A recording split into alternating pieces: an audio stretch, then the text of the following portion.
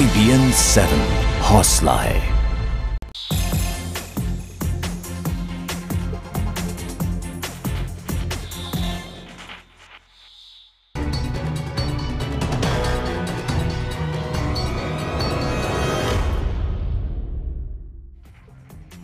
नमस्कार, IBN 7 के prime time show में आपका स्वागत है। मैं हूं आपके साथ सुमित अवस्थी।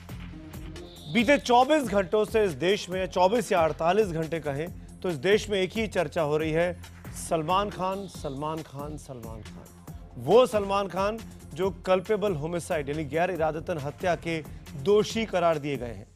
एक व्यक्ति के ऊपर उनकी गाड़ी चढ़ चुकी है। वो व्यक्ति इस दुनिया में नहीं है। कई सारे लोग इस दुर्घटना में घायल हुए, करीब 4 लोग। सवाल ये उठता है कि 13 साल के बाद एक फैसला आता है और महज 3 घंटे में सलमान खान साहब को बहुत लंबा इंतजार किए बगैर अंतरिम जमानत मिल जाती है। सलमान खान के बहुत बड़े दानी हैं। सलमान खान फिल्म इंडस्ट्री के बहुत बड़े ग्रॉस अर्नर हैं। सलमान खान के लाखों करोड़ों फैंस हैं। सलमान खान दुनिया में सबसे अच्छे इंसान हैं। इस तरीके के तमाम ट्वीट्स, तमाम रिएक्शन बीते 24 घंटों में आपने बॉलीवुड के तमाम बड़े बड़े हीरो, हीरोइंस, एक्टर, एक्ट्रेसेस से सुने होंगे, उनके फैंस से सुने होंगे। क्या एक ने भी उन 5 व्यक्ति के बारे में चिंता जाहिर की जो लोग उस एक्सीडेंट के बाद से अपंग हो गए, जिनकी जिंदगी वीरान हो गई, जो आज दाने दाने को मोहताज है? क्या इस समाज की, जिस समाज में हम सब रहते हैं, जिसका हिस्सा एक बॉलीवुड भी है, जो अपने आप को बहुत बड़ा सामाजिक क्रांतिकारी बॉलीवुड कहता है कि हम समाज के हिसाब से काम करते हैं, क्या इनका दायित्व नहीं था इन 5 लोगों को याद करने का? क्या सलमान के फैंस को एक बार नहीं लगा कि उन 5 लोगों के नाम को जाने जिनके ऊपर सलमान खान की गाड़ी चढ़ गई थी? सवाल ये भी उठता है कि सलमान खान ने ये एक्सीडेंट गलती से नहीं किया था। सलमान खान शराब पीकर गाड़ी चला रहे थे। क्या किसी भी बॉलीवुड की हस्ती ने इस बात को कहा बीते 24 घंटों में कि सलमान खान को शराब पीकर गाड़ी नहीं चलानी चाहिए थी? क्या किसी ने भी यह कहा कि एक बार भी सलमान खान को यह एहसास होना चाहिए था कि उन्होंने शराब पीकर जो गाड़ी चलाई वो गलती हुई है, और उसके बाद, एक्सीडेंट के बाद, सलमान खान को भागने की बजाय इन 5 घायलों की मदद उस वक्त करनी चाहिए थी? आखिरकार बॉलीवुड को हुआ क्या है? आखिरकार इस समाज को क्या हुआ है? उन 5 लोगों को हम कैसे भूल सकते हैं जिनकी जिंदगी मुहाल हो गई, जो बेचारे दाने दाने को तरस रहे हैं? सलमान खान के बारे में बहुत बातें हुई, सलमान खान के बारे में बहुत ट्वीट्स देखे, सलमान खान के बारे में आपने बहुत रिएक्शंस देखे, लेकिन आज एक जिम्मेदार न्यूज चैनल होने के नाते मुझे ऐसा लगता है कि IBN 7 को यह जरूर बताना चाहिए कि वो 5 शख्स कौन हैं। आप भी जानिए। मैं सबसे पहले इस बुलेटिन में उन 5 लोगों की तस्वीरें आपके सामने रखना चाहता हूं, क्योंकि इन तस्वीरों को हमको नहीं भूलना है। ये वो 5 शख्स हैं जो बहुत जरूरी है हमारी जहन को, हमारी याद को ताजा रखने के। नूरुल्लाह महबूब शरीफ। नूरुल्लाह साहब आज इस जमाने में नहीं है। उस रात को, उस फेटल एक्सीडेंट की रात को, सलमान खान की गाड़ी इनके ऊपर चढ़ी थी और मौके पर ही उनका देहांत हो गया था। 28 सितंबर 2002 की यह घटना है। अपने घर के अकेले कमाने वाले शख्स थे नूरुल्लाह, जिनकी तस्वीर तक आज नहीं मिल रही है। वो नूरुल्लाह जिनके ऊपर सलमान खान ने शराब पीकर गाड़ी चढ़ाई, वो नूरुल्लाह आज हम सबके बीच नहीं है। पिता की मौत की वजह से बेटे की पढ़ाई छूट गई है। परिवार आर्थिक तंगी में डूबा हुआ है। जिंदगी बिल्कुल नर्क की तरह हो चुकी है। दूसरी तस्वीर, कलीम पठान। कलीम पठान इस हिट एंड रन केस के एक और पीड़ित है। उत्तर प्रदेश के रहने वाले हैं। जब सलमान खान ने शराब पीकर इनके ऊपर गाड़ी चढ़ाई तब ये फुटपाथ पर सो रहे थे और आज इनके पैर और पीठ की हड्डी टूटी हुई है। विकलांग हो चुके हैं कलीम। घर के कमाऊ सदस्य थे, लेकिन अब काम करने की हालत में कलीम नहीं बचे हैं। तीसरी तस्वीर, सलमान खान की कार के शिकार एक और पीड़ित है, मोहम्मद मुस्लिम। मुस्लिम भी उत्तर प्रदेश के ही रहने वाले थे। मुंबई काम की तलाश में पहुंचे थे। आशियाना न होने की वजह से फुटपाथ पर सो रहे थे। वो फुटपाथ जो पैदल चलने के लिए होता है, वो फुटपाथ जो कार चलाने के लिए कतई नहीं होता है। बेकरी में काम करते थे जिसके बाहर ये एक्सीडेंट हुआ। सलमान की गाड़ी उनके ऊपर चढ़ी तो उनकी जांघ की हड्डी उस वक्त टूट गई थी। आज पहले जैसे सामान्य नहीं बचे हैं मोहम्मद मुस्लिम। चौथी तस्वीर, अब्दुल्ला रऊफ शेख, ये भी उत्तर प्रदेश के लखनऊ के रहने वाले हैं। फिलहाल मुंबई में ही रहकर काम कर रहे हैं। सलमान खान की गाड़ी जब इन पर चढ़ी तो इनके पैर की हड्डी उस एक्सीडेंट में टूटी थी। शेख को काम करने में आज भी काफी मुश्किलें आती हैं। सालों परिवार ने काफी ज्यादा मुश्किलें झेली हैं अब्दुल्ला रऊफ शेख। और पांचवी तस्वीर अब्दुल्ला शेख की है, ये भी उत्तर प्रदेश के रहने वाले हैं। इनके दाएं पैर पर सलमान का कार चढ़ी थी, हड्डी टूटी थी, कई सालों तक इनकी नौकरी छूटी रही। इलाज में, इन सब के इलाज में काफी ज्यादा पैसे खर्च हुए। आम गरीब परिवार के लोग हैं और इनके लिए 2 जून की रोटी कमाना मुश्किल था। आप सोच सकते हैं कि एक्सीडेंट के बाद उपचार कराने में कितनी ज्यादा परेशानी आई होगी। शेख अभी जिंदा है, पटरी पर, जिंदगी की पटरी पर लौटे, उसके लिए जंग लड़ रहे हैं। अब आप सोच रहे होंगे कि इन 5 तस्वीरों को मैंने शुरुआत में क्यों दिखाया। हम आपको यह भी जरूर बताएंगे, क्योंकि ये जानना बहुत जरूरी है कि क्या इस मुल्क में जो अदालतें हैं, जो फैसले हैं, जो जुडिशरी है, जो वकील हैं, वो सिर्फ हाई और माइटी के लिए है, वो सिर्फ रईस और रसूखदार लोगों के लिए है। क्या आम व्यक्ति को जिसका फैसला 13 साल बाद आए, उसको 3 घंटे में बेल मिल सकती है?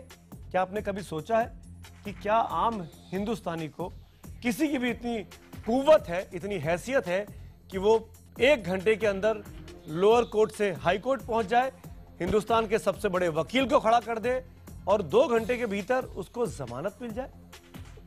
ये सब कुछ हम सब ने बीते 24 घंटों में देखा है।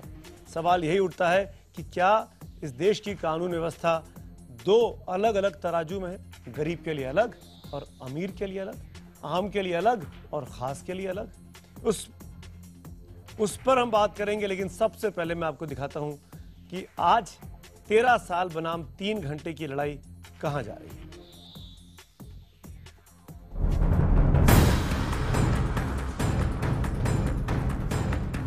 अचानक आवाज आई, हमारी आंख खुली तो हमने यही देखा गाड़ी के नीचे थे। निकालने के बाद बाहर में हमको बैठाया, उसके बाद सलमान खान ड्राइवर के सीट से उतरते हुए देखा। देखता हूँ तो सलमान खान स्टीयरिंग तरफ से उतरा। उसके बाद उसने भाग गया। मुआवजा हम लोग को भी तो कुछ मुंह पेट है, हम लोग को तो मिलना चाहिए। अल्लाह पाक ने उसको सजा देगी और हमको मुआवजा मिलना चाहिए। 13 साल हो गया बैठे, न कुछ खाने को न कमाने को, कुछ नहीं। अगर पैर सही होता तो बहन की शादी पब्लिक हो जाती। वो मान लिया अगर सजा हो जाएगी तो जो हमारा पैर फूटा हुआ, जो हमारा 13 साल बेकार हो गए हैं, हमारे बाल बच्चे भूखे मर रहे हैं। सजा होने से हमें जो है मतलब 13 साल जो बेकार हुए हैं ये वापस नहीं आ जाएंगे, तो मतलब हमें कोई फायदा नहीं मिलेगा, क्योंकि हमारा ना पैर सही हो जाएगा और ना हमारी परेशानियां दूर हो जाएगी। ये नहीं चाहते हैं कि उन्हें सजा हो और हमको मुआवजा मिलना चाहिए। मुआवजा हम लोग को भी तो कुछ मुंह पेट है, हम लोग को तो मिलना चाहिए।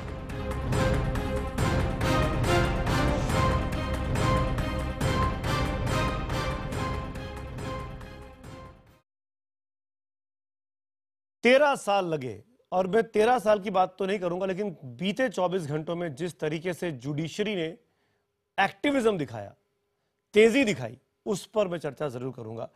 थोड़ा सा रिकैप करते हैं कल की क्या क्या घटनाएं घटी। जिन लोगों ने ध्यान से नहीं देखा हो और जो पहली बार इस खबर के बारे में सुन रहे हैं, उनके लिए जानना बहुत जरूरी है। सुबह करीब, कल की बात कर रहा हूं, सुबह करीब 11:10 पर कोर्ट ने, सेशंस कोर्ट ने हिट एंड रन केस में सलमान खान को दोषी करार दे दिया। इसके बाद सजा पर जिरह शुरू होती है और तय हुआ कि 1 बजे के आसपास सलमान की सजा का ऐलान होगा। सलमान को कोर्ट में ही पुलिस ने अपनी हिरासत में उस वक्त ले लिया। कोर्ट के बाहर सलमान खान को आर्थर रोड ले जाने के लिए पुलिस की वैन तैयार खड़ी थी, क्योंकि उनको दोषी करार दिया जा चुका था। जज ने तकरीबन 1:20 पर सलमान को 5 साल की, यानी जो क्वांटम होता है सजा का, जो मियाद होती है, उसकी घोषणा कर दी। अब शुरू हुआ 1:20 के बाद सलमान की जमानत की कोशिशों का लेकर उनके परिवार, दोस्तों और उनके वकीलों का एक आनन फानन वाला खेल। दोपहर 3 बजे तक सलमान खान की बहन और उनके एक वकील बॉम्बे हाई कोर्ट, जो कि साथ में ही है सेशंस कोर्ट के, जमानत के कागज लेकर, जमानत की अर्जी लेकर हाई कोर्ट पहुंच गए। सेशंस कोर्ट में फैसले की कॉपी लिखी जा रही थी। ये बहुत जरूरी है आपको बताना कि जब सलमान की बहन और उनके वकील हाई कोर्ट पहुंचे तो उनके पास सेशंस कोर्ट के फैसले की कॉपी नहीं थी। कॉपी लिखी जा रही थी, कोर्ट में लाइट नहीं थी, ये तर्क दिया गया। दिल्ली के बहुत बड़े और मशहूर वकील हैं हरीश साल्वे जी, जो सलमान खान की तरफ से हाई कोर्ट में अपीयर हुए। वो हाई कोर्ट में पहले से ही इंतजार कर रहे थे और शाम 4:30 बजे हाई कोर्ट में जमानत पर सुनवाई शुरू हो गई। जज साहब ने अपने वक्त के ऊपर जाकर वहां बैठे, उस पर सुनवाई की और तकरीबन 4:50 पर सलमान खान को हाई कोर्ट से 2 दिन की अंतरिम जमानत दे दी गई और तर्क यह दिया गया कि क्योंकि अभी फाइनल ऑर्डर की कॉपी नहीं आई है तो फिलहाल अभी जेल भेजने की कोई जल्दबाजी नहीं है। और शाम 7 बजे के बाद सलमान खान सेशंस कोर्ट से अपने घर के लिए अपनी गाड़ी में अपने दोस्तों के साथ, अपने परिजनों के साथ रवाना होते हैं और 8 बजे के आसपास अपने घर बांद्रा में गैलेक्सी में पहुंच भी जाते हैं। तो एक दिन में सलमान खान को सजा भी होती है, उनके ऊपर आफत भी आती है और शाम होते होते उनको राहत भी कुछ हद तक मिल जाती है। सवाल ये उठता है, सलमान को आनन फानन में जमानत दिए जाने पर अब सवाल उठ रहे हैं। लोग पूछ रहे हैं कि क्या आम आदमी होता तो उसे भी इतनी जल्दी में, इतने आनन फानन में जमानत दे दी जाती? क्या कोर्ट भी इतनी तेजी दिखाता किसी आम आदमी के लिए? देश में 3.25 लाख लोग जेलों में बिना दोषी करार दिए बंद हैं, अंडर ट्रायल्स जिनको आप सुनते हैं आम भाषा में। उन्हें जमानत नहीं मिल रही है। लेकिन सलमान के केस में ऐसा कुछ भी नहीं हुआ। सब कुछ लगा कि स्क्रिप्टेड था, प्लान था, किसी फिल्मी स्क्रिप्ट की तरह। 13 साल चले केस में महज 3 घंटे में जमानत मिल गई। आज सुप्रीम कोर्ट में इस पूरे हाई कोर्ट के फैसले के खिलाफ, जो उनको अंतरिम जमानत दी गई, आज एक अर्जी दाखिल की गई है, याचिका दाखिल की गई है। उसमें सलमान को मिली जमानत का विरोध किया गया है, जमानत पर सवाल उठाए गए हैं। सलमान पहली बार किसी केस में दोषी साबित नहीं हुए हैं, यह भी तर्क दिया गया है। सलमान खान, आपको याद होगा, ब्लैक बक मामले में और आर्म्स एक्ट के मामले में दोषी करार दिए जा चुके हैं, उन पर पहले ही सुनवाई चल रही है। तो एक ऐसा व्यक्ति जो पहले ही 2 आपराधिक मुकदमे जिस पर चल रहे हैं और जो सजा याफ्ता है, उसको आनन फानन में जमानत देनी चाहिए थी। और अगर मान लीजिए जमानत नहीं मिलती तो क्या हिंदुस्तान की अर्थव्यवस्था पटरी से उतर जाती? क्यों हुआ यह फैसला? क्या यह हाई और माइटी के लिए फैसला था? क्या आम हिंदुस्तानी के लिए ऐसे फैसले हो सकते हैं? यही है हमारा आज का बड़ा सवाल भी। हम आपको बता दें, इन्हीं मुद्दों पर हम बातचीत करेंगे। तमाम मेहमान मेरे साथ होंगे। इसके साथ साथ ये भी बताना बहुत जरूरी है, आज का सवाल हमारा है कि क्या सलमान खान को अब कल जमानत मिलेगी? आप अपने जवाब हमें 5181 पर भेजिए। अगर आपको लगता है हाँ तो IBN 7 स्पेस देकर Y लिखिए, और लगता है जमानत नहीं मिलेगी तो IBN 7 स्पेस देकर N लिखिए। आपके जवाबों का मुझे इंतजार है। इस कार्यक्रम के आखिर में, यानी रात करीब 9 बजे के आसपास, मैं इन जवाबों को आप तक दिखाऊंगा जरूर। कुछ खास लोग मेरे साथ जुड़ रहे हैं, उनका परिचय आपसे कराता हूं। वरिष्ठ वकील माजिद मेमन साहब मेरे साथ हैं। दिल्ली सुप्रीम कोर्ट के एक और वरिष्ठ वकील रमेश गुप्ता साहब, जाने माने क्रिमिनल लॉयर, हमारे साथ जुड़ रहे हैं। आभा सिंह जी हमारे साथ हैं, मशहूर वकील, बॉम्बे में इस पूरे मामले में याचिकाकर्ता भी रही हैं। गौरव कुमार बंसल, एक और वकील हमारे साथ यहाँ स्टूडियो में मौजूद हैं। अखिलेश चौबे जी मेरे साथ हैं, जो कि पॉलिटिकल कार्यकर्ता हैं। अखिलेश चौबे ही आज सुप्रीम कोर्ट उन्होंने मूव किया है कल के हाई कोर्ट के फैसले के खिलाफ। सलमान खान के पूर्व वकील वारिस पठान जी भी मेरे साथ जुड़ रहे हैं, और इनके साथ साथ कुछ और खास लोग भी हमारे साथ जुड़ेंगे। रवि राय साहब है, लेखक और निर्देशक, वो हमारे साथ पुणे से जुड़ रहे हैं। मोहन कृष्णन जी हमारे साथ जुड़े हुए। मोहन कृष्णन के बारे में बताना बहुत जरूरी है कि उनको जमानत नहीं मिली थी। उनको जमानत लेने के लिए एड़ी चोटी का जोर लगाना पड़ा था। यह सब कुछ इसी मुल्क में होता है, और इसीलिए हम आज का सवाल, आज की बड़ी बहस यही कर रहे हैं कि क्या यह देश कुछ खास लोगों के लिए बना है? क्या न्याय व्यवस्था में भी ऐसा पक्षपात होना चाहिए? क्या यह पक्षपात है भी कि नहीं? उसी पर बहस करेंगे। पहला सवाल रमेश गुप्ता जी, मैं आपसे पूछना चाहूंगा, हम चर्चा की शुरुआत करें। हाँ जी रमेश जी, हाईकोर्ट ने जो कुछ किया, कल जो कुछ हुआ, क्या ये आम हिंदुस्तानी के लिए संभव है? क्या एक आम गरीब हिंदुस्तानी के लिए ये हो सकता है? ये तो आप ठीक कह रहे हैं, एक आम हिंदुस्तानी के लिए तो शायद ये संभव ना हो, पर हमको कई चीजें जो कानून की हैं वो समझ लेनी भी चाहिए। एक कानून ये है कि जैसे ही फैसला हो, सजा की कॉपी तुरंत फ्री ऑफ कॉस्ट एक्यूज को मिल जानी चाहिए, और उसके बाद ही अगर 3 साल से कम की सजा हुई है तो उसको कस्टडी में ले लेगा जज। 3 साल से कम की सजा है तो बेल देनी चाहिए क्योंकि बेल पर है। इस केस में जैसा आपने बताया कि उनको कॉपी नहीं दी गई, जो उसका अधिकार था कि उसका कॉपी नहीं दी गई, इसलिए वो हाईकोर्ट गए और हाईकोर्ट में कहा कि हमें कॉपी भी नहीं मिली और हमारे को सजा दे दी और कस्टडी में ले लिया। तो हाईकोर्ट को लगा ठीक है, 2 दिन की इंटरिम बेल दे दी। अभी तक भी तो बेल पर थे, अगर हाईकोर्ट को कल लगेगा कि उसको बेल नहीं होनी चाहिए तो कल जेल भेज देंगे। 2 दिन में तो कोई बहुत बड़ी बात नहीं हो गई। पर आपकी ये बात भी ठीक है, अगर आम आदमी होता तो वो हाईकोर्ट में मेंशन भी नहीं कर पाता क्योंकि फाइलिंग होती, प्रोसीजर होता। यहाँ पर चूंकि अर्जेंसी लगी, जज को शायद ये कहा गया होगा कि भाई हमें तो कॉपी भी नहीं दी जो हमारा राइट था और हमें जेल भेज रहे हैं, तो जज को बात ठीक लगी होगी और इसलिए उन्होंने इंटरिम बेल 2 दिन की दे दी। और दूसरी तरफ आप ये भी देखिए कि हाई प्रोफाइल, हाँ जी, मैं एक चीज आपसे इसलिए पूछ रहा हूँ, आप क्योंकि दिल्ली में एक और ऐसे ही कांड हुआ था BMW संजीव नंदा वाला, और जहां तक मुझे याद है आप उस केस को हैंडल भी कर रहे थे, आपके पास वो केस था भी शायद। क्या उस मामले में बेल मिली थी इतनी जल्दी? नहीं, ये बात तो इतनी जल्दी क्या, उसमें तो खैर पूरे अपील के दौरान भी बेल नहीं मिली थी, और अपील जब पूरी खत्म हो गई और जब फैसला आया तो दिल्ली हाईकोर्ट ने ये होल्ड किया कि ये 304 पार्ट 2 नहीं 304A का केस है, इसलिए मैक्सिमम सजा उसको 2 साल दे दी, और वो 2 साल सजा पूरी करने के बाद ही बाहर आया था।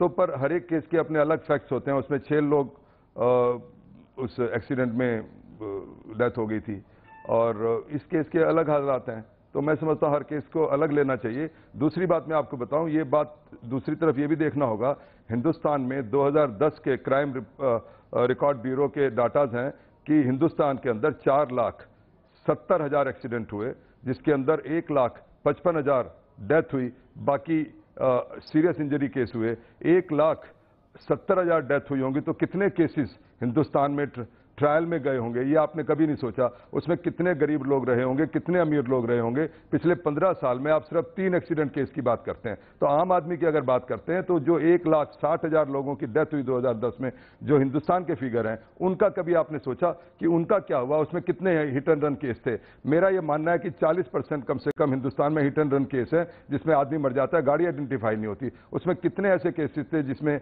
शराब पीकर ड्राइवर गाड़ी चला रहे थे? कितने ऐसे केस हैं जिसमें 304A में 304 पार्ट 2 बना हो? अगर हाई प्रोफाइल आदमी है, अमीर आदमी है, तो उसी पे क्यों 304 पार्ट 2 बने, ये भी आपको देखना पड़ेगा। एक बात मैं आपको बता दूं, हाई कोर्ट 389 में काफी उनको अधिकार है कि वो सस्पेंड कर सकते हैं। बिल्कुल, आप सस्पेंड कर सकते हैं। माजिद मेमन जी, ये सवाल मैं आपसे पूछता हूं, क्या एक झलक ये आना मन में, ये जहन में ये ख्याल आना कि ये एक फैसला हाई और माइटी के साथ हुआ है, हाई और माइटी को ध्यान में रखकर तो नहीं हुआ है? क्या आम हिंदुस्तानी का भरोसा इस फैसले के बाद जुडिशरी में, कोर्ट पर और बढ़ेगा या नहीं बढ़ेगा? आप क्या कहेंगे माजिद मेमन साहब? नहीं, देखिए, अगर हाई और माइटी के साथ डिफरेंट ट्रीटमेंट की बात होती तो सलमान दोषी ही करार नहीं दिया जाते, 5 वर्ष की शिक्षा उन्हें नहीं लगती। तो सुमित जी, वहाँ हम गलत हैं अगर हम ऐसी बात करते हैं तो। जाहिर है सलमान को कानून के आगे झुकना पड़ा, सलमान को सज़ा जो सुनाई गई है वो सज़ा बरकरार है आज इस समय, और अभी उसे लड़ाई हाईकोर्ट में लड़नी है। और क्या अजब है कि हाईकोर्ट उसको बरकरार रखे या बढ़ा भी दे। तो इसलिए हाई और माइटी, हाँ, आपको तकलीफ इसलिए हो रही है, लोगों को तकलीफ इसलिए हो रही है कि वो छूट कैसे गया 3 घंटे में। भाई, जो व्यक्ति 13 वर्ष तक जमानत पर था और जिसने जमानत की शर्तों का कोई उल्लंघन नहीं किया, उसको अगर 2 दिन, 13 वर्ष 2 दिन हो गए जमानत के, तो आसमान कौन सा गिर गया? सिर्फ यही है कि इतना जल्दी यही सवाल में, तो यही सवाल में अगर उल्टा करके माजिद भाई आपसे पूछूं, एक मिनट, मैं उल्टा करके आप ही से पूछ रहा हूं यही सवाल, क्या ऐसी क्या जल्दी थी कि 2 दिन की उनको राहत देने की जरूरत थी? कौन सा हिंदुस्तान की अर्थव्यवस्था रुकी जा रही थी? कौन सी परेशानी खड़ी हो रही थी अगर वो जेल चले जाते? सुमित जी, मैं आपसे यही कह रहा हूं। देखिए, मैं आपको एक उदाहरण देता हूं, मेरा अपना अनुभव। आप रिकॉर्ड उठा के दें, मैं आपको पेपर्स प्रोसीडिंग ला के दिखाऊंगा कि एक मुलाजिमा जो मेड सर्वेंट थी 72 इयर्स की, नहायत ही गरीब, जिसके पास वकील खड़े करने की ताकत नहीं थी, फ्री लीगल एड में मैंने उसका बचाव किया था। मगर सेशन जज ने सलमान को तो दोपहर को 1:30 उसने कह दिया कि तुम दोषी हो और कस्टडी में ले लिया। उस खातून को 4:15 पर 4:45 बजे 4:45 को कोर्ट उड़ जाता है सत्र न्यायाधीश। 4:15 बजे घोषित किया कि हम आपको सजा दे रहे हैं 7 साल की, और गाड़ी खड़ी हुई उनको आर्थर रोड ले जाया जाए। और उस वक्त कोई ऑर्डर नहीं, कॉपी नहीं, कुछ नहीं। हमने बगैर किसी कागज के वहां से 10 मिनट में हाईकोर्ट को जाके जस्टिस DN मेहता की कोर्ट में कहा कि सर ये सरासर नाइंसाफी है कि हफ्ते के आखिरी दिन आखिरी घंटे में एक औरत को जो पिछले 12 साल से बेल पर है उसको कस्टडी में ले लिया जा रहा है। आप इसकी मदद कीजिए, रोकिए और फिर मैरिट्स पे सुनिएगा।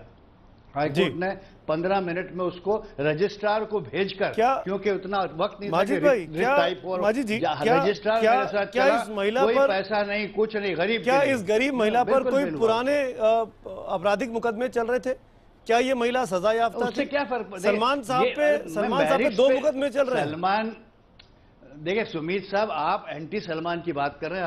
आप एक फेयर आदमी हैं, आप एक चैनल चला रहे हैं, आपको किसी की जानिबदारी या किसी के खिलाफ बात नहीं करनी चाहिए। आप शुरू से सलमान के खिलाफ बात कर रहे हैं। नहीं, मैं उन पांच हिंदुस्तानी की बात भी कर रहा हूं प्लीज, जो आज हमारे, जो जिनके ऊपर वो गाड़ी चढ़ी, आज पूरा हिंदुस्तान उन 5 को याद ही नहीं कर रहा है। और मैं माजिद भाई, मैं आपने मुझ पर आक्षेप लगाया, मैं तो केवल जानना चाहता हूं पूरी बिल्कुल, आपने मुझ पर आक्षेप लगाया तो मैं अपनी बात कह रहा हूं। तो मैंने जो आक्षेप लगाया उसकी मैं आपको बात बता रहा हूं। आपको ये नहीं पता कि ये 5 लोग जो जख्मी हुए हैं उनको 19 लाख रुपए उच्च न्यायालय ने पहले दिलवाया सलमान से? आपको कुछ पता है? अब जब उच्च न्यायालय ने एक अमाउंट तय किया था और 19 लाख रुपए उनको मिल चुके हैं आज से पहले, तो अब उसको सत्र न्यायाधीश बदल नहीं सकता, उसको बढ़ा नहीं सकता। इसलिए सत्र न्यायाधीश ने कहा कि मैं कॉम्पेंसेशन की बात नहीं करूंगा। आप तो समझदार एक जर्नलिस्ट हैं, आपको तो समझनी चाहिए, साधारण व्यक्ति नहीं समझता। अब गलत प्रचार क्यों कर रहे हो कि उनके बारे में कोई नहीं कुछ सोचता? 19 लाख रुपए वो ले चुके हैं, अब उनको जिंदगी भर या करोड़ों रुपए दिया जाएगा। और आप बताइए कि दूसरे गुप्ता जी ने संवेदनहीन बयान, आप 19 लाख क्या 19 करोड़ दे दीजिए, आप एक जिंदगी नहीं दे सकते हैं। मैं मान सकता हूँ कोर्ट के कहने पर हुआ। तो गुप्ता जी ने जो बताया, बताया कि लाख लोग मरे, उसका क्या कर रहे हो आप? उसके बारे में पूछा आपने? ये सलमान है इसलिए पूछ रहे हो? 1 लाख लोग जो मारे गए हैं उनको कितने पैसे मिले आपने, आपके चैनल ने पूछा? और उनको 19 लाख रुपए मिले, 50,000 रुपया मिला होगा उनको। आप गुप्ता जी से पूछिए, बताएंगे वो आपको। हाँ, ठीक है। ये तो गलत बात है ना, इस तरह के किसी के खिलाफ प्रचार न करें। किसी के खिलाफ दुष्प्रचार नहीं कर रहा हूं। मैं एक सवाल कर रहा हूं आबा सिंह, आपको मैं एक सवाल, आप इंसाफ की बात करें, मैं बिल्कुल इंसाफ की बात कर रहा हूं। और मैं इसलिए इंसाफ की बात कर रहा हूं, मैं संविधान की किताब से बाहर निकलने की बात कर रहा हूं, मैं मानवता की बात कर रहा हूं, मैं इंसानियत की बात कर रहा हूं, क्योंकि वो भी जिंदगी में बहुत जरूरी है। आबा सिंह, हमने आपने तर्क सुने माजिद मेमन साहब के, आप संतुष्ट हैं इन बात से?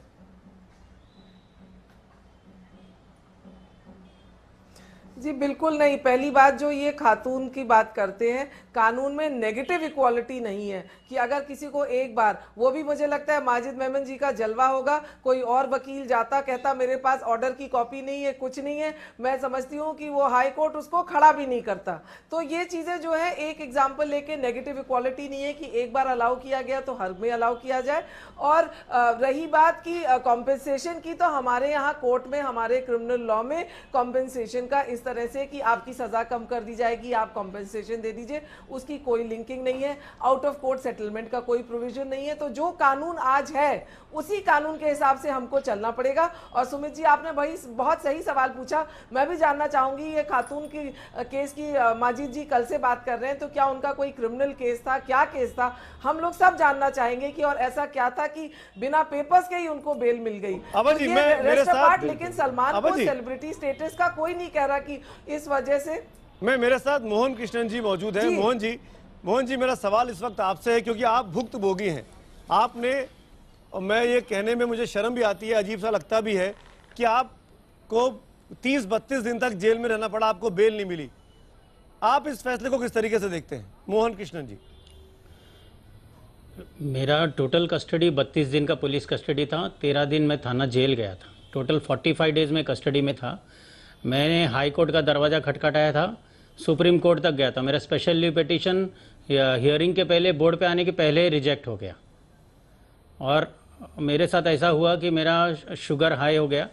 मैं थाना जेल में था तो अभी मेरा शुगर 594 हुआ, जिसकी वजह से 45 डेज़ के छूटने के बाद मुझे इतना तकलीफ हुआ कि मुझे 3 से 4 साल तक घर से बाहर निकलने की परिस्थिति नहीं था मेरा।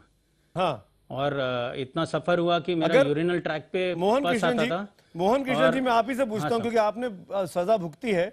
अगर कल के केस में जज साहब के सामने सलमान खान नहीं होता, मोहन कृष्णन होता, सुमित अवस्थी होता, तो क्या ये संभव था कि हमको 2 घंटे के अंदर कॉपी ना मिलने की वजह से बेल मिल जाती? Impossible, impossible. आजकल पहला तो मैं जब एक्टिविज्म में था तो मुझे थोड़ा बहुत तो जुडिशरी के ऊपर होप था कि कुछ लोग बोलते थे 50% होप है जुडिशरी के अंदर। सिस्टम तो टोटल करप्ट है, लेकिन 2% होप से सिस्टम से, लेकिन जुडिशरी से तो हमको आज के तारीख में 10% भी होप नहीं है। मतलब ऐसा it's only for high profile people. बड़े बड़े लॉयर्स लोग एक साथ में खड़े रहते हैं और उनका फेस वैल्यू है, जिसकी वजह से जज भी उनको जानते हैं कि ये एडवोकेट कौन है। ये हाई प्रोफाइल काउंसिल्स वहां पर जाते हैं, आर्ग्यूमेंट अखिलेश करते हैं। आपके साथ बगल में बैठे। अखिलेश, मैं आपसे पूछूंगा, आप क्या इसीलिए सुप्रीम कोर्ट मूव किया आपने? क्यों आए आप सुप्रीम कोर्ट? सुमित जी, आपके प्रश्न का मैं उत्तर देता हूं, बट उसके पहले मैं माजिद मेनन साहब से पूछना चाहता हूं कि पिछले 25 सालों से मैं उनको कोर्ट में देख रहा हूं और पिछले 25 सालों में एक केस उनको याद है, तो ये शर्मनाक बात नहीं है क्या? जहां सेशंस के बगल में हाई कोर्ट है वहां पे ये फैसिलिटी अवेलेबल है, लेकिन एक बंदा जो अगर गढ़चिरौली में है, अगर उसको सेंटेंस हुआ है तो वो सेम डे कैसे अप्रोच करेगा बॉम्बे हाई कोर्ट को? दूसरी चीज कि सलमान खान के केस में जो सहारा लिया गया है कि उनको कॉपी नहीं दी गई थी, कॉपी उनको सेम डे फर्निश की जा रही थी। कॉपी के जो डिले का है 1972 का 78 का जो जजमेंट है सुप्रीम कोर्ट का, जिसमें कहा गया है कि अगर आपको कॉपी ऑन द स्पॉट नहीं दी जा रही है तो आप मूव कर सकते हैं high court. On the spot means what? क्या प्रोनाउंसिएशन करते ही हाथ में कॉपी दे देंगे? और तीसरी चीज है, बिना ऑपरेटिव पार्ट लिए, बिना सर्टिफाइड कॉपी लिए एक हाई प्रोफाइल एडवोकेट जब मेंशन करता है मैटर, तो ही क्यों वो हेयरिंग के लिए आता है? एक हाई प्रोफाइल आदमी एक हाई प्रोफाइल काउंसिल को एंगेज कर सकता है, बट एक सामान्य आदमी एक हाई प्रोफाइल काउंसिल को बेयर कर सकता है क्या? बिल्कुल। तो क्या कोर्ट में भी 30 लाख 40 लाख 50 लाख की फीस देना, चार्टेड प्लेन देना, क्या किसी एक सामान्य आदमी के लिए संभव है? माजिद मेमन साहब, बस तो एक मंदिर था, मैं सुमित जी आपको बताऊं, मंदिर में भी वीआईपी लाइनें होती थी। एक न्याय मंदिर था जहां पे जवाब सुनिए अखिलेश जी, देखा जाता था, बट अखिलेश जी जवाब, वहां पे भी 2 लेयर हो गए। जवाब सुनिए, माजिद मेमन को आपने सवाल पूछा। अखिलेश जी, मैं आपके तीनों सवालों के जवाब दे रहा हूं। बिल्कुल उचित बात की आपने। मैंने कल दिन भर ये बात तमाम मीडिया से कही थी कि सलमान के लिए ये एक खुशकिस्मती समझिए कि मुंबई का सत्र न्यायालय और मुंबई का उच्च न्यायालय 2 मिनट के रास्ते पर है, वहां से आदमी चल के जा सकता है। आपने बहुत सही कहा, ये बात मैंने कल कही थी कि कई ऐसे सत्र न्यायालय हैं कि जहां से उच्च न्यायालय पहुंचने में 4 घंटे लगते होंगे या 6 घंटे लगते होंगे, तो वहां उस एक 2 घंटे में बेल नहीं मिल सकती। तो अब ये तो अब लक की बात है कि भाई ये करीब था, उसको चला गया, उसके वकील भी तैयार थे। उन्होंने अपेक्षा की थी कि अगर हम कन्विक्ट होंगे तो हमें ये लाइन इख्तियार करनी, तैयार करके रखिए, बाद में वक्त ज़ाया ना हो। स्ट्रैटेजी लॉयर्स की टीम की बनाती है, और ये बात सही है कि Salman can afford the best team of lawyers. जो उसने किया तो उसके लिए उसको आप दोषी नहीं करार दे सकते ना कि उसने क्यों नहीं, उसके लिए दोषी करार नहीं दे रहे माजिद भाई। हम ये कह रहे हैं कि क्या ये आम हिंदुस्तानी के लिए संभव है? क्या कोई भी आम हिंदुस्तानी 50 लाख रुपए का वकील कर सकता है? नहीं कर सकता है ना। तो ये जब जज साहब जो अंतरिम बेल देते हैं तो उनको इस बात का ध्यान रखना पड़ेगा ना। नहीं, मैं सुमित जी, मैंने इसके सामने जो आपको मिसाल दी ना, वो फ्री लीगल एड की मिसाल दी मैंने। उसने 10 रुपया भी नहीं दिया था मुझे जी। वो मैं कोई बड़ा वकील की, मैंने लाखों रुपए लिए थे। वो ऐसी गरीब औरत थी, उसके 3 छोटे बच्चे बिलक बिलक के रो रहे थे वहां।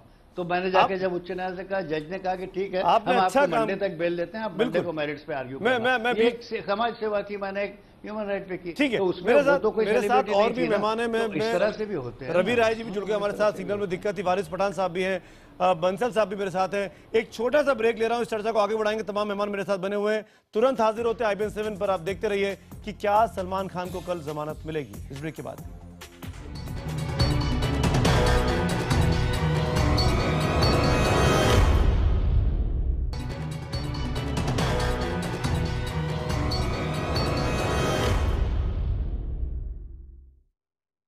और आगे बढ़ते हैं। अब मैं इस डिबेट को आगे बढ़ाऊं, सलमान खान को लेकर जो हाई कोर्ट का फैसला आया वो ठीक है नहीं है, क्या उनको अमीर होने का फ़ायदा मिला, रसूखदार होने का फ़ायदा मिला, उस पर भी हम चर्चा करेंगे। लेकिन एक और महत्वपूर्ण पहलू है पिछले 24 घंटे पे, जिस पर शायद किसी की नज़र नहीं जा रही है, वो भी आपके लिए जानना बहुत ज़रूरी है। आपने देखा होगा सलमान खान से मिलने के लिए बॉलीवुड की तमाम बड़े बड़ी हस्तियां उनके घर पहुंच रही हैं, गले मिल रही हैं, उनको शुक्रिया अदा कर रही हैं, उनके साथ इस वक्त कठिन वक्त में उनके साथ खड़ी होकर दिखना चाहती हैं। लेकिन अब IBN 7 के इन्हीं हस्तियों से कुछ कड़े और मुश्किल सवाल हैं। आपको याद होगा सलमान खान से मिलने नेता, अभिनेता, राजनेता सब पहुंचे हैं। पहली तस्वीर में आप आमिर खान साहब को देख रहे हैं। आमिर खान वो अभिनेता हैं जो समाज की जो मुश्किलें हैं उनकी आवाज़ उठाने के लिए जाने जाते हैं। सत्यमेव जयते जैसा कार्यक्रम लेके आते हैं। सामाजिक सरोकारों से वो खुद को हमेशा जोड़ के रखना चाहते हैं। सलमान के घर जाते हैं, सलमान के साथ दोस्ती निभाते हैं, उनके साथ वक्त बिताते हैं, बहुत अच्छी बात है। लेकिन सवाल ये है कि क्या आमिर खान ने कभी इन पीड़ितों की सुध ली जिनकी मैंने शुरू में तस्वीर दिखाई, वो 5 व्यक्ति? क्या आमिर खान को इन 5 की चिंता जरा सी भी हुई? सलमान के एक और दोस्त हैं शाहरुख खान जी, तो अगली तस्वीर में आप देख पा रहे हैं।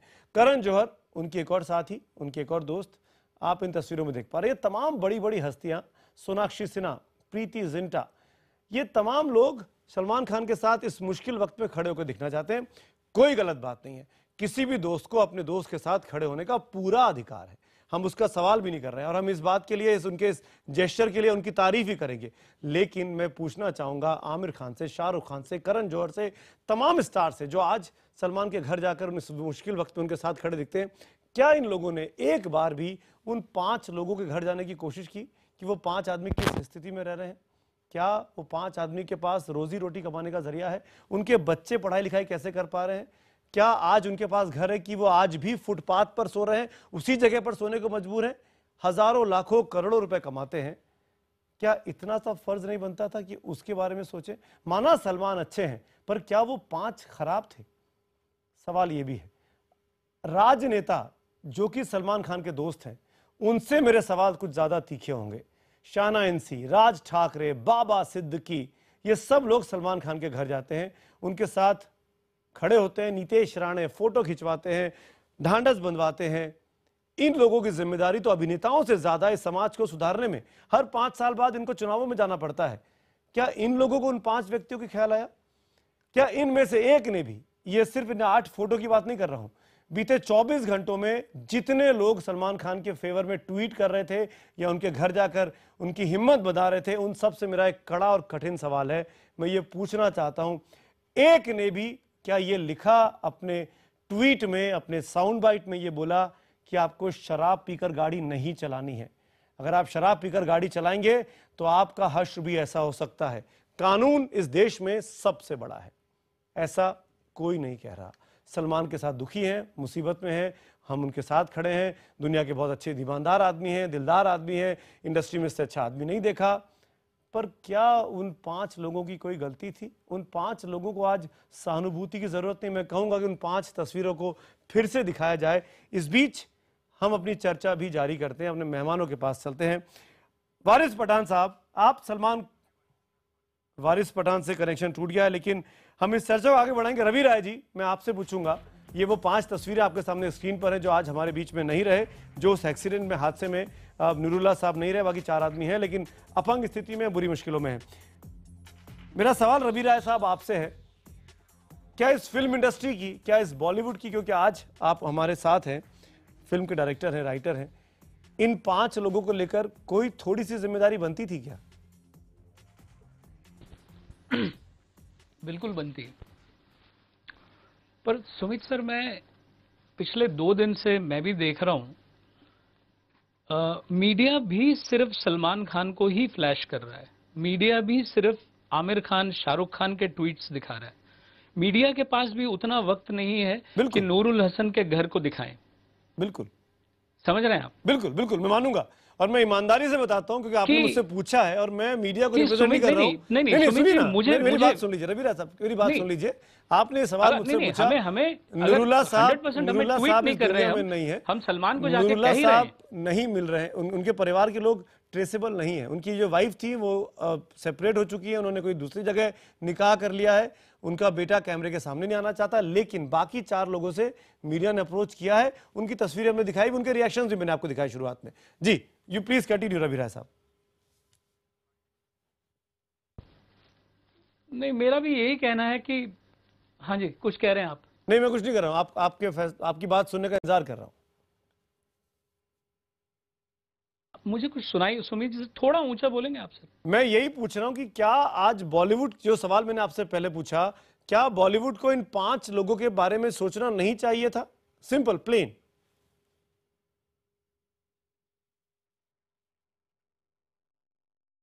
नहीं, बॉलीवुड को नहीं, मुझे लगता है कि हिंदुस्तान के बहुत सारे रेस्पॉन्सिबल लोगों को सोचना चाहिए था उसके बारे में। यहां पे आके आप बॉलीवुड को बिल्कुल एलिनेट मत कीजिए। मुझे लगता है हर एक को सोचना चाहिए था। मुझे लगता है कि पूरी सरकार को सोचना चाहिए था कि पेवमेंट्स पे वो लोग रेलिंग्स लगवा दें। अगर वो पेवमेंट्स हटवा नहीं सकते, उनको घर नहीं दे सकते, तो उनके लिए कुछ ना कुछ वो कर सकते थे। सिर्फ बॉलीवुड क्यों जिम्मेदार रहे उस चीज का? क्या हमारे नेता, हमारे देश की कोई जिम्मेदारी नहीं बनती उन लोगों के लिए? बिल्कुल, और मैंने इसीलिए नेता राजनेताओं से सवाल पूछा था। बिल्कुल जिम्मेदारी बनती है, तमाम फैंस की जिम्मेदारी बनती है। Salman Khan is from Bollywood, Bollywood should not be focused and attacked on this. It is a fraternity, हमारी एक fraternity, and we have known Salman since a long time. But क्या एक भी व्यक्ति ने, आपने देखा किसी ने कहा कि शराब पीकर गाड़ी मत चलाना? शराब वाकई में खतरनाक है। गाड़ी चलाना तो लाइसेंस साथ में रखना। हमें कहने की जरूरत नहीं है। आज वो जिस प्रॉब्लम में है, जिस मेस में है, ये उसको एक बहुत बड़ा क्लियर मैसेज है। सर बार बार हमको बोलने की उसको जरूरत नहीं है, हमको ट्वीट करने की जरूरत नहीं है। और हमने किसी ने, बॉलीवुड के किसी इंसान ने ये ट्वीट नहीं किया कि जुडिशरी गलत है, the judiciary has done wrong. There is nobody who has tweeted this. Of course, nobody has tweeted this. आज सलमान जिस पोजीशन में है, ही नोज कि what he has done and what. Santosh Shukla ji, आप तो सलमान भाई के दोस्त हैं, फैन हैं, उनके साथ काम कर चुके हैं। मेरा सवाल यही आपसे है, क्या ये संदेश, क्योंकि जिस बॉलीवुड को तमाम हिंदुस्तान के लोग या हिंदुस्तान के बाहर के लोग फॉलो करते हैं, उनके बॉलीवुड स्टार की तरह वो कपड़े पहनते हैं, हेयर स्टाइल बनाते हैं, उनको इमिटेट करना चाहते हैं, आज उस बॉलीवुड को ये संदेश नहीं देना चाहिए समाज में जागरूकता को लेकर कि शराब पीकर गाड़ी ना चलाएं? जब सलमान खान के साथ ये हो सकता है तो मेरे साथ भी हो सकता है, आपके साथ भी हो सकता है। ये कहने की बजाय हम इस मुश्किल घड़ी में आपके साथ हैं, आप बहुत बड़े दानी हैं, हम बहुत बड़े, आपने अच्छे अच्छे काम किए, आप बीइंग ह्यूमन चलाते हैं, और जो सड़क पर सोते हैं वो उनको एक खास जाति के साथ उसकी तुलना कर दी। ये कहां तक उचित है? संतोष शुक्ला जी बोलिए। आवाज आपकी क्लियर नहीं आ रही है। आवाज क्लियर नहीं आ रही आपकी, मैं सुन नहीं पा रहा हूं ठीक से आपको। अच्छा, एक बार अपना प्रश्न दोहराइए। बहुत सिंपल सी बात है, प्रश्न दोहराए अपना फिर से। सिंपल सी बात है संतोष भाई कि बॉलीवुड के लोग बड़ी बड़ी बातें करते हैं। आज की तारीख में जब ये मैसेज दुनिया को देना चाहिए इस केस के बाद कि ड्रंकन ड्राइविंग नहीं करनी चाहिए, आप लोग ऐसा क्यों नहीं बोल रहे हैं? मुझे ऐसा लगता है कि ये हम लोग जो है कुछ एक जो बात है उसको पकड़ के उस पे ही बहस कर रहे हैं, और वो काफी टाइम से, अभी ऐसा नहीं है कि ये 1 दिन 2 दिन 3 दिन, ये पिछले 13 सालों से हम एक ही सवाल पे जो है वो अटके हुए हैं। मुझे ऐसा लगता है, और मैं इसलिए नहीं बोल रहा हूं कि सलमान खान मेरे बहुत करीबी हैं, मेरे बहुत दोस्त हैं, मेरे भाई हैं, मेरे परिवार के जैसे हैं। मैं एज अ सुपरस्टार उनको देखता हूं, मैं वो सुपरस्टार को देखता हूं, वो सुपरस्टार जो इतने मजलूमों की, इतने बेसहाराओं की, इतने मासूम बच्चों की, अनाथ बच्चों की, अपाहिज बच्चों की मदद करता है। मैं उस सलमान खान की बात कर रहा हूं, उस सुपरस्टार की बात कर रहा हूं। वो बच्चे जिनके माँ बाप नहीं है, पेरेंट्स नहीं है, स्कूल में पेरेंट्स का कॉलम आता है कि आपके माँ बाप कौन है, वो लिखते हैं हमारा भाई सलमान खान है। इसका मतलब Salman Khan and family, we belong to Salman Khan and family. इसका मतलब उन पांच चेहरों को मैं भूल जाऊं, उस पे उन 5 चेहरों को मैं भूल जाऊं, उस पे बात नहीं करेंगे, उन 5 चेहरों को मैं भूल जाऊं, करेंगे कि शराब पी के गाड़ी चलानी चाहिए या नहीं चलानी चाहिए। अरे क्यों नहीं बोलेंगे आप? आज तो वक्त है बोलने का, दुनिया को ये मैसेज देने का। संतोष शुक्ला, जब बॉलीवुड के स्टार बोलेंगे, बड़े बड़े एक्टर बोलेंगे कि शराब पीजिए गाड़ी मत चलाइए, शराब पीकर गाड़ी कतई मत चलाइए, तो आपको लगता नहीं कि आपकी जनरेशन में अच्छा मैसेज जाएगा?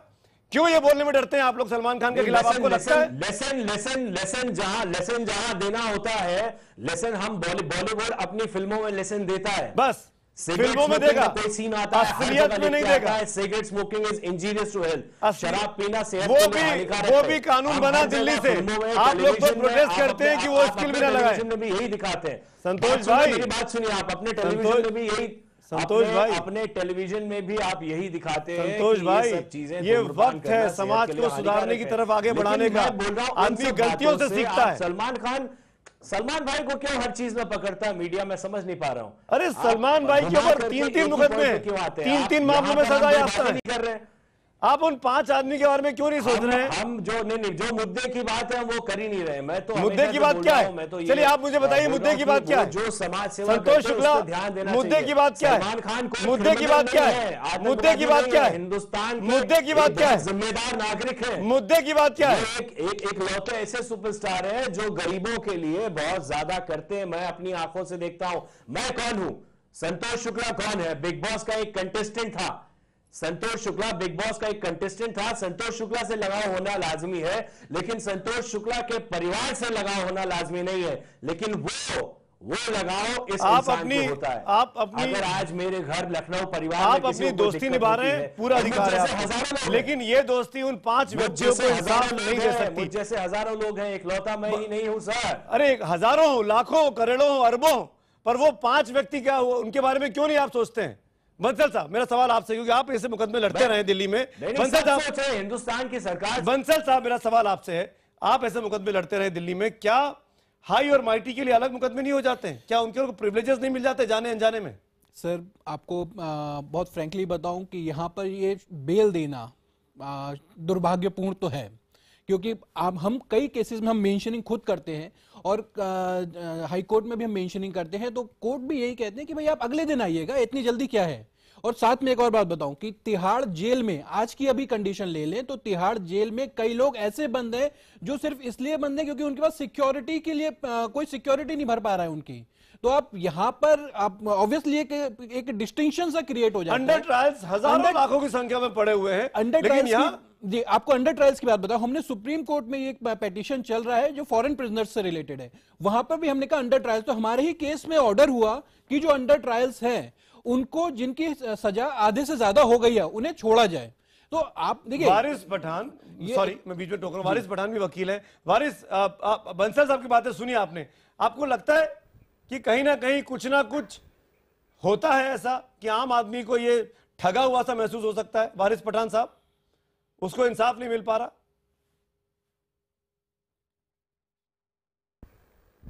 कि सुमित जी, सबसे पहले तो मैं आपके माध्यम से ये मैसेज देना चाहता हूं सब में कि मैं इस वक्त जो बात कर रहा हूं ना कोई एमएलए और ना कोई पॉलिटिशियन के हिसाब से बात कर रहा हूं। इस वक्त मैं एक वकील की हैसियत से बात करना चाहता हूं और मैंने इस केस को फर्स्ट डे से देखा हुआ है। जिस दिन ये घटना हुई थी उस दिन सबसे पहले, क्योंकि मैं भी बांद्रा वेस्ट में रहता हूं, वो भी बांद्रा में, तो हमारे कॉमन फ्रेंड्स ने मुझे इस केस में लाया था। और आमतौर पे आप देखिए मुंबई में एक साधारण आदमी के साथ अगर एक्सीडेंट जब होता है तो 950 रुपए की जमानत उसको टेबल जामीन जिसको बोलते हैं वो पुलिस स्टेशन से होती ही है। हमने बहुत से केसों में कराया था, क्योंकि सलमान खान को भी वैसा ही था, एक्सीडेंट हुआ था, 950 की जमानत हो गई। पर उसके बाद मीडिया ने इसको इतना हाइप कर दिया इस केस को, क्योंकि सलमान खान एक सेलिब्रिटी थे, तो ये ट्रायल चलता गया, सुप्रीम कोर्ट गया, सुप्रीम कोर्ट से वापस यहां आ गया। अब एविडेंस रिकॉर्ड हो चुका है, अब रिकॉर्डेड एविडेंस है। और एक आदमी अगर 12 साल वारिस पठान साहब, आपकी बात का जवाब दे रहे हैं बंसल जी, लीगली एंटाइटल, आपकी बात का जवाब दे रहे हैं। आप क्या जोड़ रहे हैं? क्या गलत किया? मैं लीगली बात कर रहा हूं, जब आप लोग बात कर रहे थे मैं खामोश बैठा था। यहाँ पे रैश और नेग्लिजेंट ड्राइविंग की ये अलग बात है। देखिए ये अलग बात है कि हो सकता है कि सलमान खान को उनके सेलिब्रिटी होने का नुकसान हुआ हो, मगर आप ये मत जोड़िए कि 250 रुपए एक बंदा मरा है, 4 लोग गंभीर रूप से घायल हुए हैं। आप कह रहे हैं अखिलेश चौबे, कानून सबके लिए लागू होता है, law is equal for all. यही तो कह रहे हैं, यही मैं कह रहा हूं, यही मेरा मुद्दा है आज की बहस का कि क्या law is equal for all सबके लिए एक है। रमेश गुप्ता जी, उसको किस तरह स्ट्रेटेजी करते हो? रमेश गुप्ता जी, आपसे बड़ा क्रिमिनल लॉयर मेरे ख्याल से इंपॉर्टेंट है, मेरे ख्याल से उनके नहीं लॉयर की स्ट्रेटेजी थी। दुनिया हिंदुस्तान के बड़े क्रिमिनल लॉयर रमेश गुप्ता जी, क्या law is all, Ramesh Gupta ji, क्या सबके लिए कानून एक जैसा है, बराबर है, या ये सिर्फ किताबों तक है, ये सिर्फ आइडियोलॉजी तक है? नहीं, ऐसा नहीं है। कानून तो सबके लिए बराबर है, पर फैक्ट्स बदल जाते हैं, हालात बदल जाते हैं। और जैसे मैंने पहले कहा कि अब ये एक्सीडेंट केस है और उसको 304 पार्ट 2 में कन्वर्ट किया गया। 10 साल इस बात में लगे, 2 साल में एविडेंस हुई। ये ठीक है कि शराब पीकर गाड़ी चलाने में सुप्रीम कोर्ट ने ये होल्ड किया कि आपको 304 पार्ट 2 में सजा हो सकती है, और इस केस में भी 304 पार्ट 2 में सजा हुई। वो तो अब अपील इसकी डली है और अपीलेबल, और हर व्यक्ति जिसको सजा होती है वो अपील डाल सकता है, या सेशन कोर्ट में या हाई कोर्ट में, इसमें भी अपील डली। और आप जब वकीलों को बुलाते हैं तो सिर्फ अगर कानून की बात करें तो ज़्यादा अच्छा है। आप कानून की बात नहीं करके इधर उधर की बात कर रहे हैं, हम सिर्फ एक वकालत की बात कर रहे हैं। आपको एक बात और मैं बता दूं, इतनी देर से बहस हो रही है, 389 सीआरपीसी में प्रोविजन है कि अपीलेट कोर्ट सस्पेंड कर सकता है सेंटेंस अगर नीचे से सजा होकर उसको जेल भेज दिया गया हो। पर सबसे इंपॉर्टेंट मुद्दा क्या है जो मैंने अभी पढ़ा सीआरपीसी 389, वो कहते हैं pending appeal appellate court can suspend the sentence. तो इस केस में अभी तक तो अपील मेरे को जैसे जानकारी मिली है वो फाइल ही नहीं हुई है। अगर अपील फाइल नहीं हुई, अपील पेंडिंग ही नहीं थी, तो बेल जो हुई है इसमें वो मैं समझता हूं कि 389 सीआरपीसी में तो वो कवर नहीं हो रही है, चाहे वो इंटरिम बेल थी। पेंडिंग अपील जब वर्ड है तो पहले तो अपील फाइल होगी, वो एडमिट होगी, फिर बेल होगी, चाहे वो इंटरिम बेल हो चाहे रेगुलर बेल हो। जैसा आपने कहा कि परसों सिर्फ मेंशन हुआ कि हमें ऑर्डर नहीं मिला, तो अपील तो कोई थी नहीं। तो इसलिए 389 सीआरपीसी में अपीलेट कोर्ट को अपील एडमिट करने के बाद अधिकार है कि वो बेल दे सकते हैं, जो इसमें शायद नहीं हुआ। असली मुद्दा तो जो आप पूछना चाह रहे थे दो ये है। तो इसका मतलब इसके अंदर ये माजिद मेनन जी इसको नहीं, जब मैंने कहा कि अपील जब तक नहीं आएगी जब तक अपीलेट कोर्ट सस्पेंड नहीं कर सकता सेंटेंस, तो इस केस में तो अपील अभी तक आई नहीं है जहां तक आप बता रहे हैं। तो ये आपको देखना होगा, अगर अपील आ गई तो जज पहले अपील एडमिट करेंगे, फिर उसको इंटरिम बेल देंगे। इंटरिम भी दे सकते हैं, रेगुलर भी दे सकते हैं, उसमें कोई इश्यू नहीं है। और जैसा अभी दूसरे वकील साहब ने कहा जी इतने लोग जेल में पड़े हैं, अगर सजा होती है, किस केस में सजा होती है वो भी देखना बड़ा जरूरी है। ये एक्सीडेंट केस है या 304 पार्ट 2 है, बड़ा एक बॉर्डर लाइन है, और वो हाईकोर्ट डिसाइड करेगा कि 304A है या 304(2) है। तो ये ऐसे केस नहीं है कि जिसमें बेल अपील में नहीं होनी चाहिए, पहला अपील का राइट है। ये बात ठीक है कि जल्दबाजी तो हुई है, माजिद मेनन जी ने कहा कोर्ट चूंकि पास था इसलिए हो गया। गाजियाबाद कोर्ट से इलाहाबाद अगर हाईकोर्ट जाना हो तो और लाहौर जाना हो तो लाहौर हाईकोर्ट पास है, गाजियाबाद से इलाहाबाद हाईकोर्ट दूर है, तो सिचुएशन है। पर अगर कोई शख्स जिस पर पहले ही 2 मामलों में सजा हो चुकी हो, ब्लैक बक का मामला, क्या वो ध्यान में नहीं रखा जाएगा? काइंडली अपील को सस्पेंड करने में, सेंटेंस को सस्पेंड करने में इस बात का ध्यान नहीं दिया जाएगा, क्योंकि 13 साल से वो बेल में है। उसकी सजा में तो इस बात का ध्यान दिया जा सकता था, पर इस बात में अपील में सेंटेंस को सस्पेंड करने में वो बात उतनी जरूरी नहीं है। बिल्कुल। मंत्री साहब आप कुछ बोल रहे थे सर? मैं आपको जो मैं तिहाड़ जेल की बात कर रहा था, और साथ में हम बता रहे हैं कि एक मेंशनिंग जैसे यहाँ पे हुआ। देखिए मैं खुद कह रहा हूँ, जैसे अभी गुप्ता सर ने बताया कि अपील पेंडिंग नहीं थी और उसके बावजूद भी बेल हुई, तो एक तरीके से मुझे अपने पर्सनल तौर पे मैं कहूंगा कि दुर्भाग्यपूर्ण है ये। मगर साथ में अगर आप बहुत सारे ऐसे केसेस देखें, यहाँ पर आम आदमी की बात हो रही है, क्योंकि आप इसे रिलेट कर रहे हो आम आदमी से, क्या आम आदमी होता तो ऐसा होता। तो एक ये बात है कि एक तो ये बात है कि सलमान खान को सेलिब्रिटी होने का नुकसान हुआ, वो ये कि यहाँ पर शायद रैश और नेग्लिजेंट ड्राइविंग का एक ऑफेंस था, वो 304 में कन्वर्ट हो गया। मगर साथ में मरा भी है सर, बिल्कुल सर, वहां पे वो आपका रैश और नेग्लिजेंट ड्राइविंग में कवर हो रहा है। जी माजिद भाई, जी माजिद देखिए गुप्ता जी आपकी इंफॉर्मेशन गलत फैसला दिया है।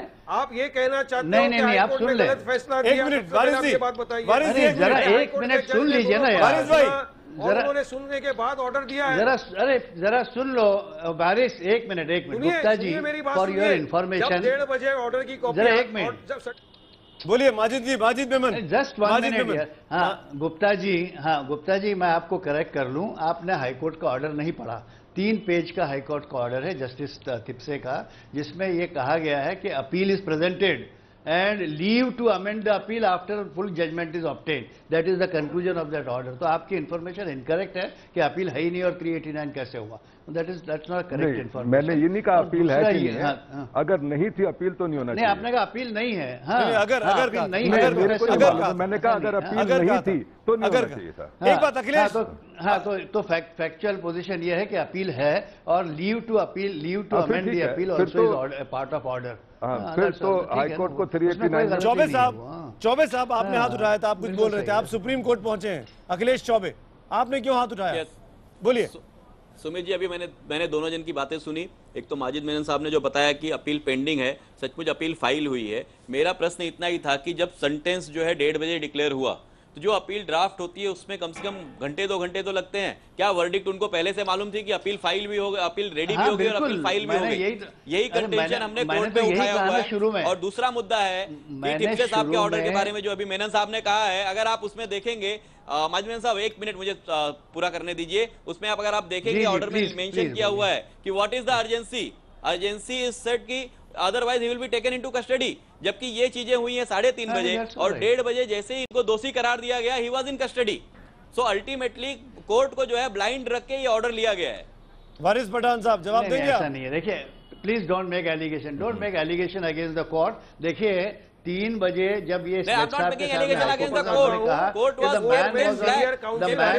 अपीयर हुए थे और उन्होंने ये कहा कि अभी तक सर्टिफाइड कॉपी ऑर्डर की मिली नहीं है, आदमी बेल पे है, 12 साल से बेल पे है, 12 साल में उसने बेल की कॉन्ट्रैक्ट कंडीशन का उल्लंघन किया। 23 साल बेल पे रहने वाले आदमी नहीं हुआ है, अपने बेल पिटीशन का वेट कर रहे हैं। पिछले महीने थाने में जिसको एक कन्विक्शन हुई है, तो कोई फर्क नहीं पड़ने वाला है। पठान, फाइनल बेल का डिसीजन गुप्ता जी, माजिद रवि राय, संतोष शुक्ला, मैं माफी चाहता हूँ, वक्त की कमी है। मैं चाहता इस डिबेट को और लंबा खींच सकता था, लेकिन हमको सबको कल सुबह तक का इंतजार करना होगा। कल सुबह शुक्रवार है, 8 तारीख है, और कल बॉम्बे में हाई कोर्ट में ये तय होगा सलमान खान साहब को जमानत मिलेगी या नहीं मिलेगी, बेल होगी या जेल होगी।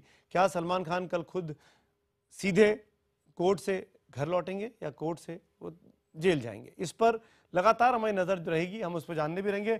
हमने आपसे इस कार्यक्रम की शुरुआत में एक सवाल पूछा था, बहुत सीधा सा सवाल था कि आपको क्या लगता है इस बहस को सुनने के बाद कि क्या सलमान खान को जमानत मिल पाएगी? हमें हजारों की संख्या में जवाब मिले हैं। मेरे पास जो जवाब आए केवल 51% लोग कहते हैं कि मिल पाएगी, 49% नहीं, यानी बिल्कुल नेक टू नेक मामला है। जनता जनार्दन भी तय नहीं कर पा रही है कि कल सलमान खान के साथ क्या होने वाला है। थोड़ा सा एज है कि जमानत मिल जाएगी। क्या होगा कल, उस पर IBN 7 की कवरेज सुबह 8 बजे से लगातार चलेगी। बॉम्बे से हमारे सहयोगी बॉम्बे से लाइव कवरेज आपके लिए लेकर आते रहेंगे। फिलहाल रुक रहे हैं ब्रेक के लिए, लेकिन ब्रेक के उस पार इंडिया 9 बजे होगा, उस पर भी तमाम बड़ी खबरें होंगी। लेकिन जाते जाते आपको नीलाभ टून के साथ में छोड़े जाते हैं।